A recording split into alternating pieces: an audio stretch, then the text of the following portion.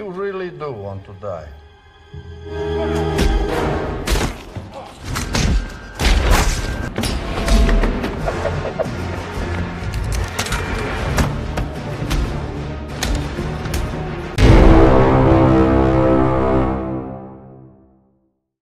Halo, bagaimana kabarnya, kaum rebahan? Semoga kalian semua sehat. Jangan terlalu lama rebahan, karena hati bisa saja rebahan tapi otak pasti tawuran. Semoga kalian semua sehat. Kali ini si Bray akan membahas alur cerita film yang berjudul Six Bullet. Film ini dibintangi oleh Van Damme, yang mana ia menjadi tentara khusus yang kembali hanya untuk menyelamatkan seorang anak kecil dari genggaman mafia paling ditakuti. Bagaimana alur ceritanya? Kita saksikan sampai selesai.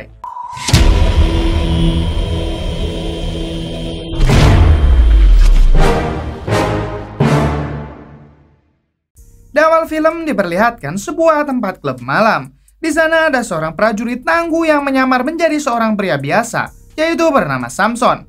Di sini ia akan menemui seorang mafia yang mempunyai bisnis perdagangan manusia. Samson berencana untuk membeli seorang budak bernama Sasha.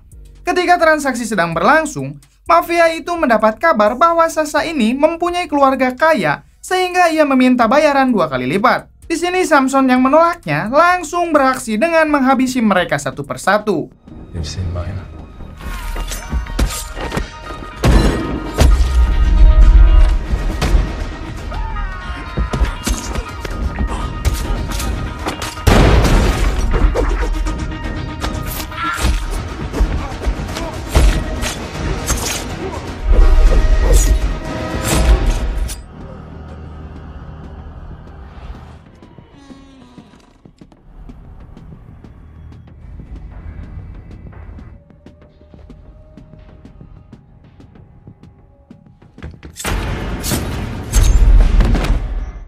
Setelah menghabisi mereka, ia pun memasuki ruangan di mana Sasha disekap. Lalu Samson mengatakan bahwa ia adalah utusan ibunya untuk menyelamatkan Sasha. Mereka pun kabur dari sana dengan motor dan meledakkan tempat itu dengan bom yang sebelumnya ia pasang.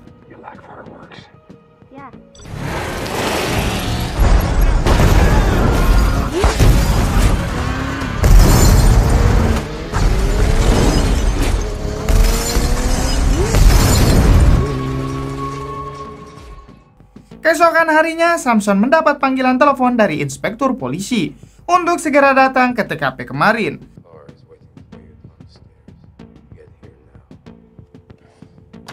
Setibanya di sana, Samson dimarahi oleh inspektur yang bernama Vitko, yaitu karena tindakan cerobohnya meledakkan gedung waktu malam tadi, yang membuat beberapa budak yang lain mati akibat ledakan itu. Samson pun kaget dan hanya bisa terdiam serta menyesali kejadian itu. Karena di sini Samson sama sekali tidak mengetahuinya kalau ternyata di dalam sana masih ada budak yang lain. Lalu Vitko mengatakan untuk tidak mencampuri lagi urusan polisi dan menyuruhnya untuk bekerja di toko seperti biasa. Terungkap Samson adalah mantan tentara pasukan khusus yang dipecat karena dianggap paling berbahaya dan sering gegabah dalam aksinya. Leave police work to the police. 6 bulan kemudian di Meldov, terlihat ada 2 orang tua dan seorang anak perempuan bernama Becky. Ayah Becky sendiri bernama Andrew, yaitu seorang petarung MMA yang akan dijadwalkan bertarung di kota ini. Terlihat juga di sana ada seorang wanita yang bernama Amalia, sedang memata-matai mereka dengan terus memotret. Beralih ke Samson yang kini menjadi seorang penjual daging. Ketika ia sedang bersih-bersih dan melihat pintu masuk, ia teringat kejadian waktu lalu yang menewaskan beberapa anak kecil.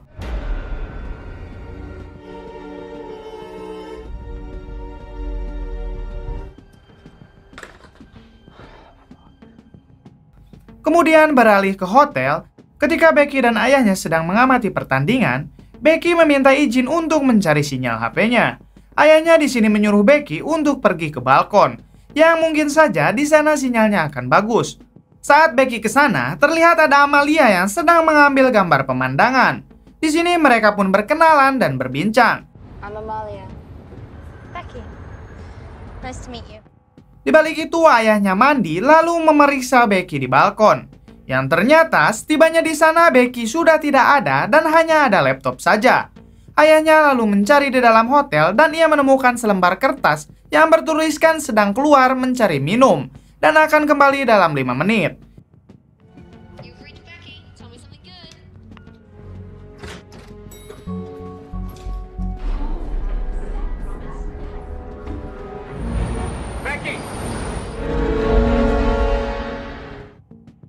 Setelah mencari ke sana kemari di sekitar hotel, akhirnya si ayah melaporkan ke pihak resepsionis dan kepolisian karena Becky tak kunjung kembali. Malam harinya, polisi langsung menggeledah semua tempat klub malam dan memeriksa rekaman CCTV di hotel.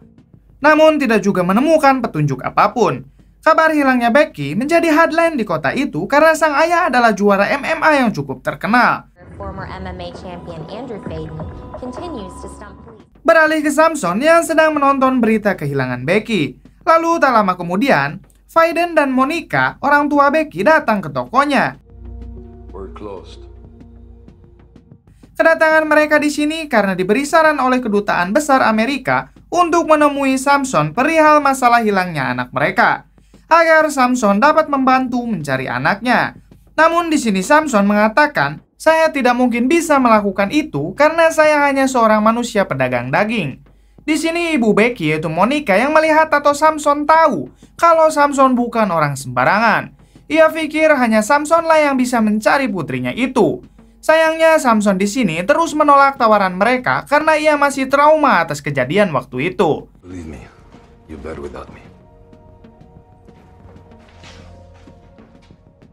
Setelah itu ketika Samson pulang kerja, ia dihampiri oleh seseorang dari Kedutaan Amerika yang bernama Selwyn. Yang ternyata Selwyn sendiri adalah anak kandung dari Samson. Di sini Selwyn meminta ayahnya untuk membantu menemukan Becky yang masih berusia 14 tahun. Karena ia pikir tak seorang pun bahkan pihak polisi yang mempunyai keahlian fleksibilitas seperti ayahnya ini. Selwyn yakin hanya ayahnya yang bisa menangani kasus ini. Namun sayangnya di sini Samson tetap kekeh dalam pendiriannya, yaitu tidak melakukan pekerjaan itu lagi. Sorry, I can't. You know I can't. Beralih ke ayah Becky yaitu Faden yang terus mencari putrinya dengan mendatangi tempat-tempat prostitusi dan bertanya kepada setiap orang di luar sana. Hingga ia bertemu dengan seorang wanita yang memberitahukan kalau ada seorang anak di sebuah klub malam. Faden pun langsung menuju ke sana. Setibanya di sana, ia menanyakan ke bartender bahwa ia diberitahu oleh seorang wanita di luar kalau putrinya berada di dalam. Namun di sini, bartender bilang putrinya tidak ada. Lalu Faden mencoba menanyakan ke orang yang di sebelahnya. Akan tetapi orang ini malah mengejeknya dengan mengatakan kalau Faden adalah seorang ayah yang tidak dapat menjaga anaknya. Faden yang kesal pun langsung marah dan memukul orang itu, hingga terjadi baku hantam di sana. Come on, partner, time to go.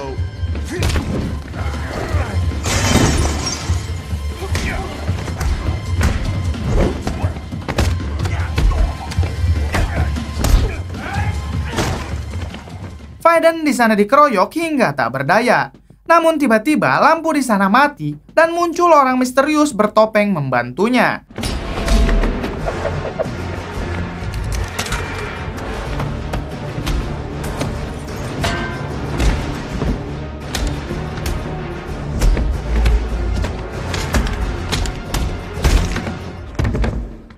Setelah menghabisi orang-orang di sana, ia pun membuka topengnya, yang ternyata itu adalah Samson. Kemudian Faden pun dibawa ke tokonya untuk diobati. Di sana Faden menanyakan kepada Samson bagaimana ia bisa menemukan dirinya. Samson pun menjawab karena itu adalah keahlianku. Dan sekarang ia berubah pikiran dengan bersedia untuk membantu mencari anaknya. It's the right thing to do. Keesokan harinya Faden dan Monica diberitahu oleh inspektur polisi kalau pihak kepolisian mendapat petunjuk, yaitu Becky kemungkinan dibawa keluar hotel dengan ambulan. Lalu kemungkinan rambut Becky dicat warna hitam agar tidak ada kecurigaan oleh pihak penculik. Di sini ibu Becky marah karena para kepolisian baru menyadari hal itu setelah Becky hilang 2 hari. Dan juga tidak ada kabar tembusan tentang si penculik itu. Monica berprasangka kalau putrinya sekarang sudah diperdagangkan. Kemudian inspektur polisi ini meminta waktu untuk menemukan putrinya. Ia juga mengetahui kalau Faiden dan Monica bekerja sama dengan Samson. Di sini inspektur merasa khawatir dan ia juga mengatakan ke Faiden dan Monica kalau Samson bukanlah seorang detektif, melainkan hanya seorang tentara bayaran. Bahkan di usaha terakhirnya, Samson telah menewaskan 4 anak perempuan. Well, we'll take that under advisement. Pada malam harinya, Samson yang menyamar sebagai kurir, ia mendatangi rumah seorang mafia bernama Baganov. Baganov sendiri adalah pembisnis perdagangan manusia. Sebelum ia masuk, ia membius penjaga di sana dengan pulpen. Lalu mengelabui penjaga lain dengan mobil kosong. Stop!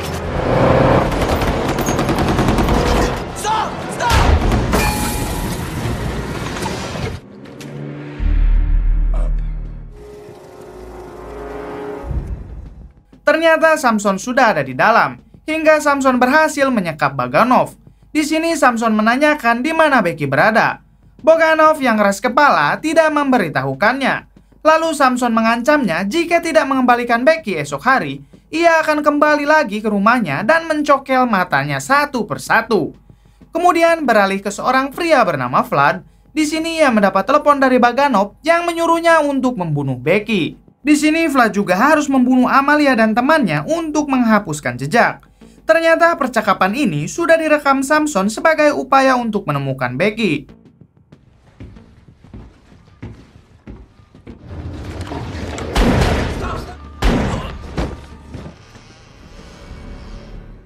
Pada esokan harinya, ia mendatangi TKP di mana Amalia dan temannya dibunuh. Lalu ia juga ditunjuk oleh inspektur untuk melihat jasad yang dibakar mereka. Yang dicurigai itu jasad Becky. Namun di sini Samson meminta untuk tes DNA terlebih dahulu.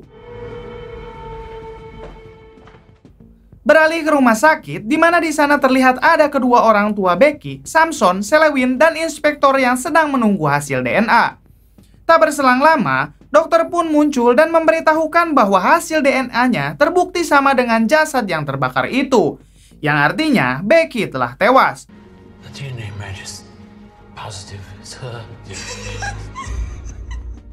Sontak ibunya sangat terpukul dan ia menyalahkan Samson karena ia telah berbuat ceroboh dengan mengancam Baganov, si mafia Rusia itu.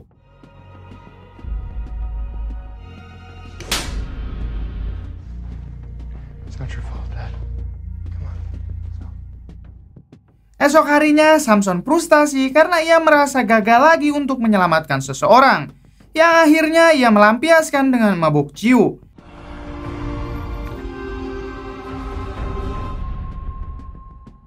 Ketika sedang mabuk, muncullah Baganov beserta anak buahnya yang siap menyiksa Samson. Karena Samson telah berani ke rumahnya dan mengancamnya. Come to my home.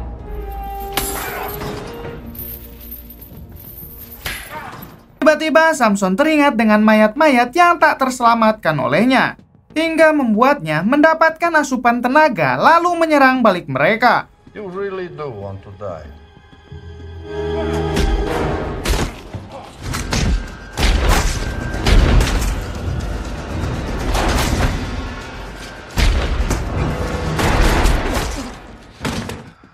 What you doing here anyway? Ketika mereka sudah menghabisi Baganov dan anak buahnya, Samson teringat lagi dengan jasad yang terbakar itu, yang menggunakan gelang di tangan kiri. Sedangkan Samson yang melihat foto Becky, Becky selalu menggunakan gelangnya di tangan kanan. Hingga Samson pun berpikir kalau kematian Becky sudah dipalsukan. Lalu kemudian Samson dan anaknya bergegas pergi untuk menyusul Faiden dan Monica ke bandara, karena mereka akan pulang ke AS.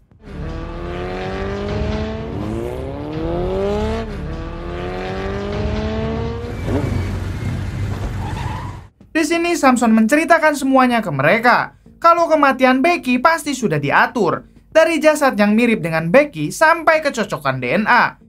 Ia berpikir kalau si dokter sudah disuap agar semua orang tidak mencari Becky lagi. What's the point? Why would they fake her death? I think your daughter's not dead.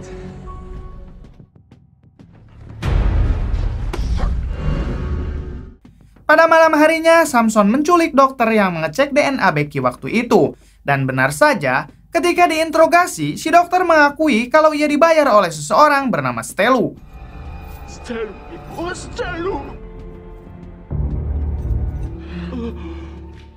Keesokan harinya terlihat seorang pria berkepala pelontos yang ternyata itu adalah Stelu yang sedang ditemani oleh Vlad.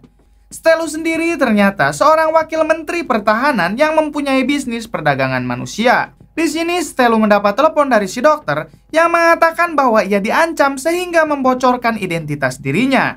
Hingga Stelu menyuruh Vlad untuk mengurus kegaduhan ini. This butcher is local and he has heard my name.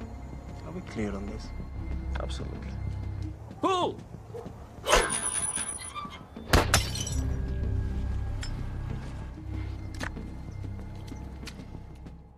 Beralih ke Samson yang sedang membawa Faiden dan Monica untuk menetap di tempat persembunyiannya. Di sana ia memberi aturan jangan ada yang menggunakan telepon, jangan ada kontak dengan siapapun. Dan apabila ada orang selain dirinya dan anaknya datang, maka tembak mati saja.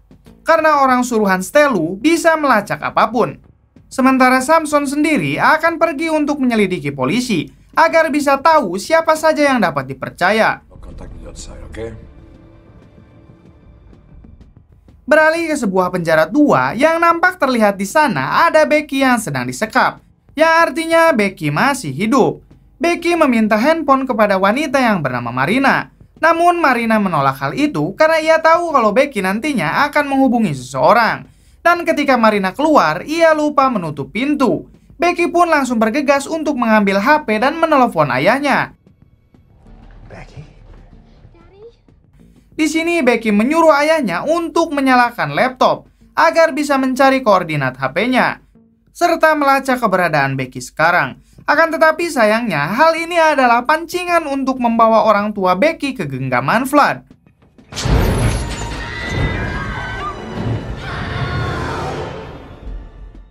Di satu sisi, Samson dan anaknya sedang membongkar perlengkapan senjata yang dikubur. Saat sedang membongkar, ia mendapat telepon dari Faiden yang mengatakan kalau Becky ditemukan dan meminta Samson untuk menyusul dirinya ke sebuah penjara Soviet yang sudah tidak digunakan. Samson dan anaknya pun bergegas pergi ke sana. Come on, let's go. Keesokan harinya, Faiden dan Monica tiba di penjara Soviet yang ternyata dijaga ketat. Di sini Monica mempunyai ide dengan berpura-pura tersesat dan meminta bantuan untuk meminjam telepon kepada penjaga itu. Lalu dari belakang, Faiden menyerang dan melumpuhkannya.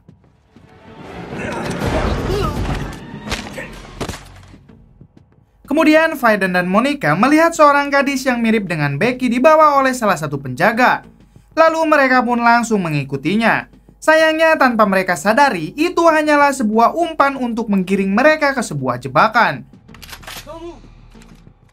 Ketika mereka sudah terkepung dan akan dihabisi oleh anak buah Vlad, beruntungnya dengan tepat waktu Samson menyelamatkan mereka berdua.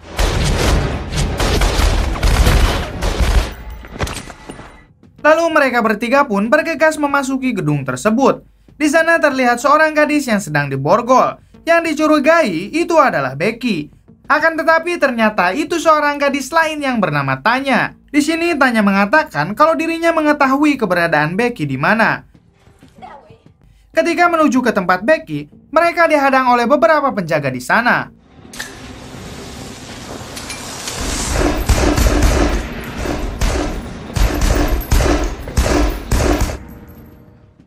Vlad yang melihat anak buahnya berhasil dilumpuhkan, ia langsung mengirim beberapa anak buahnya yang lain untuk menghentikan mereka dari berbagai sudut, hingga terjadi baku hantam dan baku tembak serta ledakan.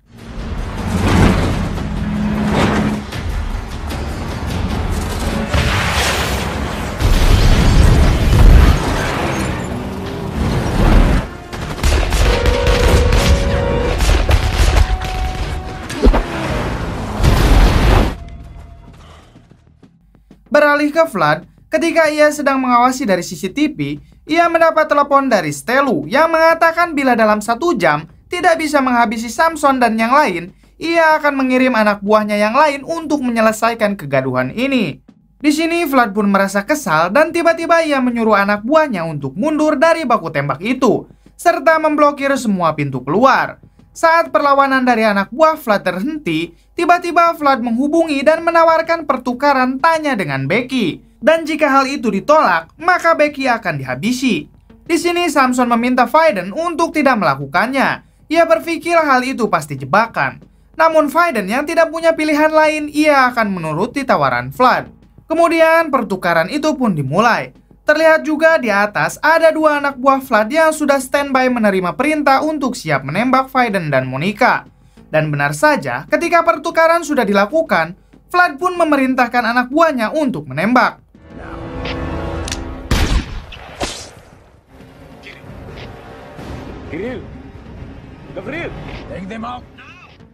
Akan tetapi hal itu kalah cepat dengan Samson yang sudah berhasil mengatasi mereka berdua. Kemudian tak berselang lama, pihak kepolisian pun datang untuk menolong mereka, serta mengepung tempat itu. Di balik itu, Tanya dibawa ke hadapan Vlad. Ia nampak akan dihabisi oleh Vlad dengan pistol. Akan tetapi Vlad kalah cepat dengan Tanya yang lebih dulu menembak Vlad.